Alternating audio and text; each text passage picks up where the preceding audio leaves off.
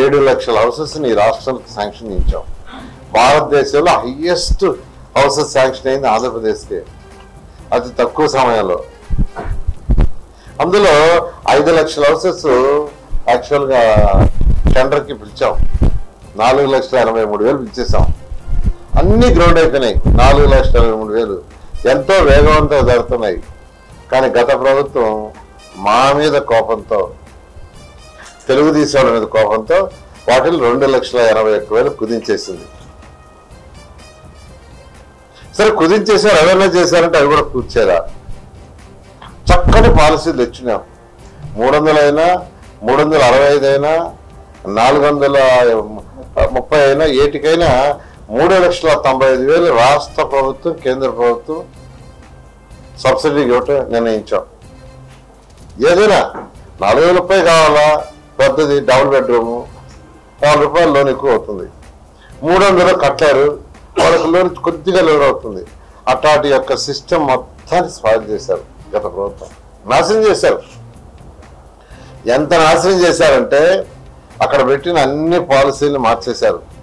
₹1,00,000 కట్టాల్సిన 50,000 కట్టాలన్నారు. ఇచ్చారా? 50,000 అంటే రిటర్న్ ఇవ్వాల. 50,000 కట్టమన్న 365 స్క్వేర్ ఫీట్ వాళ్ళకి 25,000 అన్నారు. 25,000 ఇచ్చారా? ఇవ్వాల. తర్వాత లోన్లు రైజ్ చేశారు. వాళ్ళ మీద లోన్లు రైజ్ చేశారు. బిల్డింగ్ అట్లా బ్యాంకులు వచ్చి ఇన్స్టాల్మెంట్ పంపిస్తున్నారు.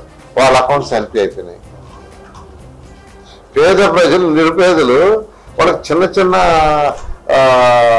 అమౌంట్ వస్తుంటాయి.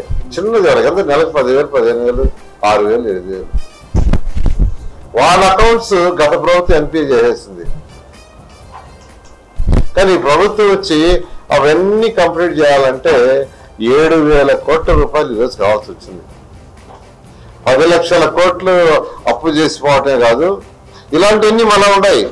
ఆ 10 లక్షల కోట్ల రెవెన్యూ లేవు. చక్కటి పాలసీ, చక్కటి హౌసెస్. ఆ రోజు ముఖ్యమంత్రి గారు చెప్పిందంటే ప్రతి తల్లి తన బిడ్డలతో భర్తతో ఆనందంగా ఉండేది కట్టినారని అన్నాడు. ఖర్చు ఎంతైనా పర్వాలేదు, నువ్వు అనేక దేశ విదేశాలు పోయావు, అక్కడ పేదరిని చూసి, నేను అక్కడ చూశాను. China, Japan, Russia, Singapore, Malaysia.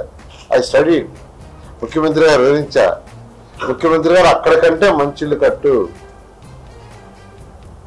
అని అంటే షీర్వాల్ టెక్నాలజీతో తీసుకొచ్చాం. బహుశా భారతదేశం ఎక్కడ కూడా షీర్వాల్ టెక్నాలజీతో పేదలకి ఇల్లు కట్లా.